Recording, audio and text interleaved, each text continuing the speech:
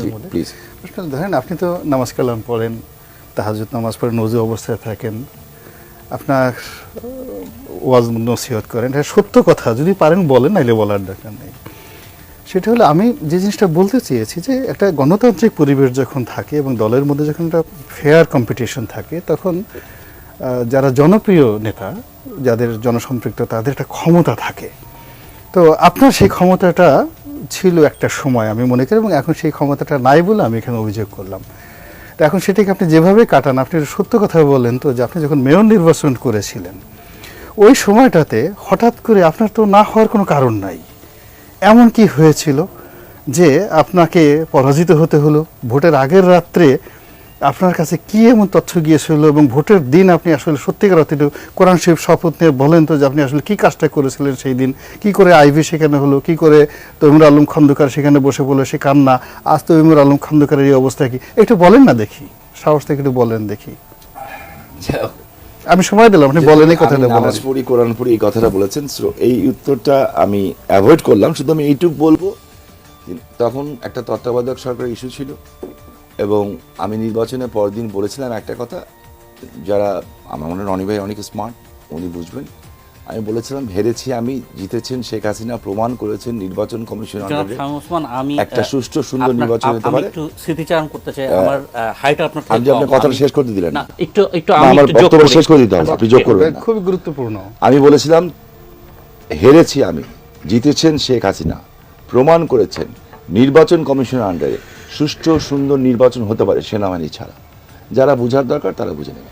আমি একটু স্মৃতিচারণ করতেই চাই, আপনি মিছিল নিয়ে চাষারা মোড়ের দিকে আসছিলেন, বেলা 3টার কাছাকাছি বাজে। আমি রিপোর্টার হিসেবে আপনাকে মিছিলে আপনার সঙ্গে হাঁটতে হাঁটতে দৌড়াতে দৌড়াতে এক প্রকার জিজ্ঞেস করেছিলাম যে আপনি বলছিলেন যে আমাকে হারিয়ে দেওয়া হচ্ছে, ভোট টেম্পারিং হচ্ছে। আমি বলছি অভিযোগটা কার বিরুদ্ধে? আপনি বলছিলেন প্রশাসনের বিরুদ্ধে।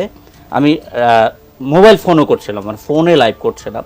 আমি বলছি প্রশাসনের বিরুদ্ধে, মানে প্রশাসনের শীর্ষতা আপনার নেত্রী, আপনার নেত্রীর বিরুদ্ধে আপনার অভিযোগ।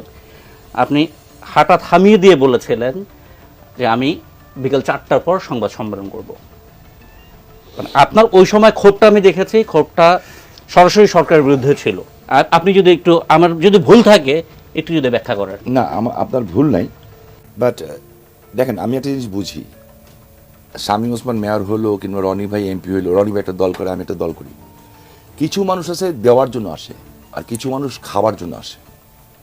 তো যারা খাওয়ার, যারা নেওয়ার, তারা খেয়েছে, আর যারা স্যাক্রিফাইস করার দরকার তারা স্যাক্রিফাইস করেছে।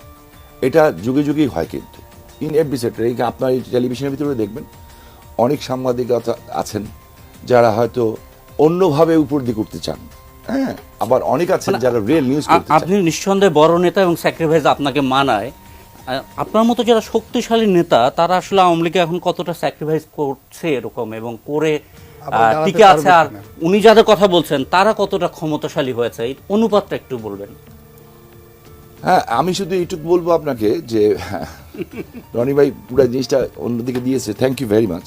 ইটস ট্রু যে আমাদের ভিতরে যে অন্তর্জ্বালা নাই তা না, কিন্তু হ্যাঁ, আমরা রাস্তা থেকে উঠে আসা, ক্লাস 8 থেকে মার খাওয়া শুরু করেছি। 75 সনের 17ই আগস্ট থেকে পোস্টার লাগাতে চেয়ে বাবা জেলে ছিলেন, বড় ভাই নাসিম ওসমানকে নিয়ে চলে গেলেন। সেই রাতে কিন্তু 14ই আগস্ট আমার বড় ভাইয়ের বিয়ে হয়েছিল, নাসিম ওসমান, এবং শেখ কামাল ভাই সেই রাতে ওখানে ছিলেন। এবং আমার বাবা মা একটা আফসোস ছিল জীবনে, কামাল ভাই বলেছিলেন নাসিম চল নারায়ণগঞ্জ যাই, তো ভাইয়া বলছে চলেন তাহলে যাই। হ্যাঁ, এবং পুরো ইউনিভার্সিটির পুরো গ্রুপটা ছিল মিনিমাম 1 থেকে 1.5 হাজার। হঠাৎ করে কামাল ভাই বললো এরকম, আমি ওনার ট্যান্ডল থাকে না, একটা বাচ্চা ট্যান্ডল, আমি এরকম ট্যান্ডল ছিলাম ওনাদের, মানে ওনারা আমাদেরকে নিয়ে ঘুরতেন, কোহিনুর ভাই, টনুর ভাই, কামাল ভাই। তো হঠাৎ করে কামাল ভাই না না না না না আমাদের যাওয়া উচিত হবে না, নাসিমের বাসর একটা নষ্ট হয়ে যাবে, তুই একটা কাজ করিস, বাবা তো ইউনিভার্সিটিতে আসবে, তুই আসিস না কালকে, তুই আসিস না, আমরা দুপুরবেলা বাবার প্রোগ্রাম শেষ করে আমরা সব নারায়ণগঞ্জ চলে আসবো, তোকে নিয়ে আমরা ঢাকা ক্লাবে আসবো, বাবা ওখানে আসবে। কামাল ভাই কথা রাখতে পারেননি। আমাদের কথার, আমার বাবা মার কষ্ট ছিল, যদি কামাল ভাই এখানে আসতেন, যারা বঙ্গবন্ধু হত্যা করে তাদের অত শক্তি ছিল না যে 2 জায়গায় একসাথে অপারেশন করবে, তাহলে নারায়ণগঞ্জে অপারেশন করা অত সহজ ছিল না। হ্যাঁ, আর ওখানে একটা শক্তিশালী গ্রুপ ছিল। আমার প্রশ্নটা হারিয়ে যাচ্ছে।